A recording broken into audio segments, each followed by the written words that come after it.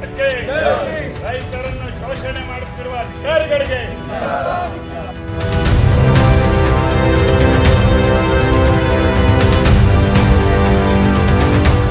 ನಿನ್ನೆಯಿಂದ ಕರ್ನಾಟಕ ರಾಜ್ಯ ರೈತ ಸಂಘ ಹಸುರು ಸೇನೆ ಸೊರಬ ತಾಲೂಕವರು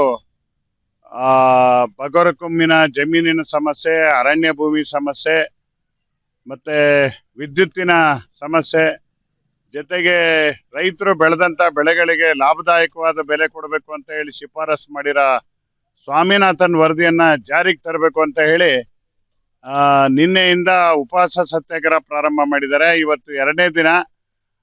ನಾಳೆನೂ ಸಹ 3 ದಿನಗಳ ಕಾಲ ಈ ಒಂದು ಉಪವಾಸ ಸತ್ಯಾಗ್ರಹವನ್ನು ಇಟ್ಕೊಂಡಿದ್ದಾರೆ. ನಾನು ಬಂದು ಕೂಡಲೇ ನೋಡಿದಾಗ ಅವರಿಗೆ ಎಲ್ಲರೂ ಬಹಳ ಸ್ವಲ್ಪ ಸುಸ್ತಾಗಿ ರೆಸ್ಟ್ ತಗೊಳ್ತಾ ಇದ್ರು.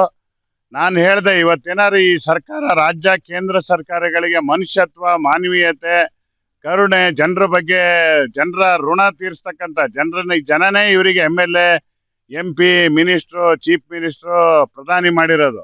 ಆದ್ರೆ ಈ ರೈತ ವರ್ಗದ ಬಗ್ಗೆ ಅತ್ಯಂತ ಹಗುರವಾಗಿ ನೋಡಂತ ಒಂದು ವ್ಯವಸ್ಥೆ ಈ ರಾಜ್ಯ ಸರ್ಕಾರ, ಕೇಂದ್ರ ಸರ್ಕಾರ ನಡೆಸೋರಲ್ಲಿದೆ. ಇವತ್ತು ಮುಖ್ಯಮಂತ್ರಿ ಬಂಗಾರಪ್ಪನವರು ಏನ್ ಜಮೀನ್ ಕೊಟ್ಟಿದ್ರು, ಅವ್ರು ಹೋದ್ಮೇಲೆ ಆ ಜಮೀನುಗಳನ್ನ ಕಸ್ಕೊಳಕ್ ಇವತ್ತು ಸರ್ಕಾರದ ನೀತಿಯಿಂದ ಇವತ್ತು ಜನರಿಗೆ ತೊಂದರೆ ಆಗ್ತಾ ಇದೆ.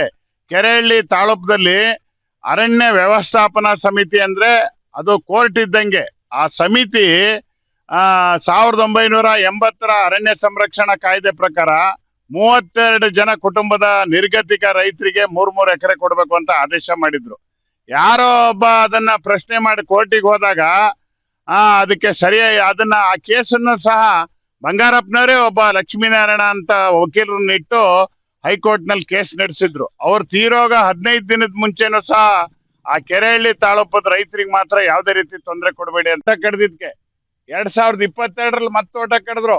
ಅವಾಗ ಮತ್ತೆ ಮಧು ಬಂಗಾರಪ್ಪನವರು ಆಯನೂರಿಂದ ಶಿವಮೊಗ್ಗಕ್ಕೆ ಪಾದಯಾತ್ರೆ ಮಾಡಿದ್ರು. ಒಂದ್ಸರಿ ಪಾದಯಾತ್ರೆ ಮಾಡಿದಾಗ MLA ಆದ್ರು, ಇನ್ನೊಂದ್ಸರಿ ಪಾದಯಾತ್ರೆ ಮಾಡಿದಾಗ ಮಂತ್ರಿ ಆದ್ರು. ಆದ್ರೆ ಆ ಕೆರೆಹಳ್ಳಿ ತಾಲೂಕದವರಿಗೆ ಇವತ್ತು ನಿಜವಾಗ್ಲೂ ಅರ್ಹತೆ ಇದ್ದು, ಕಾಯ್ದೆ ಇದ್ರು ಸಹ ಇವತ್ತು ಭೂಮಿ ಕೊಡೋದಕ್ಕೆ ಗಟ್ಟಿಯಾಗಿ ಮಧು ಬಂಗಾರಪ್ಪನವ್ರು ಮಾತಾಡಿಲ್ಲ. ಇದು ಬಹಳ ವಿಷಾದನೀಯ ಸಂಗತಿ. ಜೊತೆಗೆ ಇವತ್ತು ಸೊರಬ ತಾಲೂಕಿನಲ್ಲಿ 19,000 ಜನ ಅರಣ್ಯ ಜಮೀನಿಗೆ ಅರ್ಜಿ ಸಲ್ಲಿಸಿದ್ರು.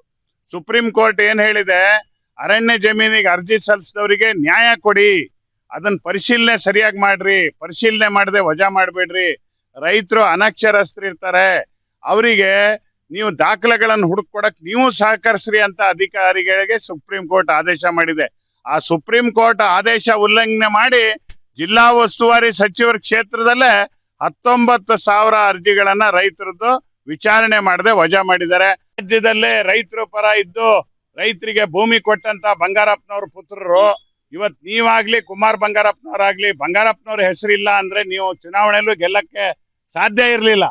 ಇವತ್ತು ನೀವು ಉಸ್ತುವಾರಿ ಸಚಿವರಾಗಿದ್ದೀರಿ, ನಿಮ್ ತಾಲೂಕಲ್ಲೇ ಕಾನೂನು ಬಾಹಿರವಾಗಿ ರೈತರ ಅರ್ಜಿ ವಜಾ ಮಾಡ್ತಾರೆ, ರೈತರ ಕೆಲಸ ಆಗಲ್ಲ ಅಂದ್ರೆ ಬೇರೆ ಕಡೆ ಹೆಂಗ್ ನಡೆದಿರ್ಬೋದು? ನೀವು ಪಾದಯಾತ್ರೆ ಮಾಡಿದ್ರಿ ಚುನಾವಣೆ ಟೈಮಲ್ಲಿ ಆಯನೂರಿಂದ ಶಿವಮೊಗ್ಗಕ್ಕೆ, ಅರಣ್ಯ ಭೂಮಿ ಹಕ್ಕುಪತ್ರ ಕೊಡಬೇಕು, ಶರಾವತಿ ಮುಳುಗಡೆಯವ್ರಿಗೆ ಹಕ್ಕುಪತ್ರ ಕೊಡಬೇಕು, ಎಲ್ಲಾ ಸಮಸ್ಯೆ ಬಗೆಹರಿಸ್ಬೇಕು ಅಂತ. ಅವಾಗ ವಿರೋಧ ಪಕ್ಷದ ನಾಯಕರು ಸಿದ್ದರಾಮಯ್ಯ ಆಗಿದ್ರು, KPCC ಅಧ್ಯಕ್ಷ ಶಿವಕುಮಾರ್ ಬಂದಿದ್ರು, ಕಾಗೋಡು ತಿಮ್ಮಪ್ಪನವ್ರು ಇದ್ರು. ಅವತ್ತೇನ್ ಹೇಳಿದ್ರು, 10,000 ಜನರ ಎದುರುಗಡೆ ನಿಮ್ ಪಾದಯಾತ್ರೆ ನಡೆದಿರೋ ದಿನ ಸಿದ್ದರಾಮಯ್ಯನವ್ರು ಹೇಳಿದ್ರು, ನಮ್ ಪಕ್ಷ ಅಧಿಕಾರಕ್ಕೆ ಬಂದ್ರೆ ತಕ್ಷಣನೇ ಈ ಸಮಸ್ಯೆ ಎಲ್ಲ ಬಗೆಹರಿಸ್ತೀವಿ ಅಂದ್ರು. ಆ ಹೆಂಡದ ಅಂಗಡಿಯವರು ಕಮಿಷನ್ ಜಾಸ್ತಿ ಕೊಡ್ಬೇಕು ಅಂತ ಹೇಳಿ ನಾಳೆಯಿಂದ ಸ್ಟ್ರೈಕ್ ಮಾಡ್ತೀವಿ ಅಂದ್ರೆ ಮುಖ್ಯಮಂತ್ರಿ ಕರೆದು ಮಾತಾಡ್ತಾರೆ. ಸರ್ಕಾರಿ ನೌಕರರು 36% ಸಂಬಳ ಜಾಸ್ತಿ ಮಾಡ್ರಿ ಅಂದ್ರೆ ಅವತ್ ಸಂಜೆನೆ 16% ಜಾಸ್ತಿ ಮಾಡ್ತಾರೆ. ರೈತರು ಅಂದ್ರೆ ಯಾಕೆ ಹಗುರವಾಗಿ ಕಾಣ್ತಿದ್ರಿ? ಕೊಟ್ಟ ಮಾತನ್ನ ಯಾಕೆ ನಡೆಸ್ತಿಲ್ಲ? ಮಧು ಬಂಗಾರಪ್ಪನವ್ರು ನೀವು ಪತ್ರ ಬರೆದಿದ್ದೀರಿ 1 ವರ್ಷದಿಂದ ನಾನು ಮುಖ್ಯಮಂತ್ರಿಗೆ ಅಂತೀರಿ.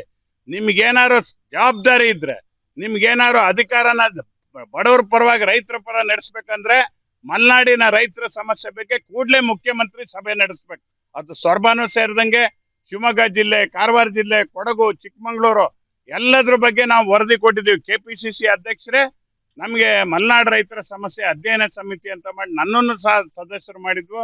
10,000 ಜನರ ಎದುರಿಗೆ ಕೊಟ್ಟ ಮಾತು ಮರ್ತಿದ್ದೀರಿ ಮಧು ಬಂಗಾರಪ್ಪನವರೇ. ನಿಮ್ ಮುಖ್ಯಮಂತ್ರಿನೂ ಸಿದ್ದರಾಮಯ್ಯನವರು ಮರ್ತಿದ್ದಾರೆ, ನಿಮ್ DK ಶಿವಕುಮಾರ್ ಅವರು ಬರ್ತಿದ್ದಾರೆ. ಬೆಳಗಾಮಲ್ಲಿ ಅಧಿವೇಶನ ನಡೆದಾಗ ರೈತರ ಸಮಸ್ಯೆ ಚರ್ಚೆ ಆಗತ್ತೆ ಅಂತ ಗೋಪಾಲ್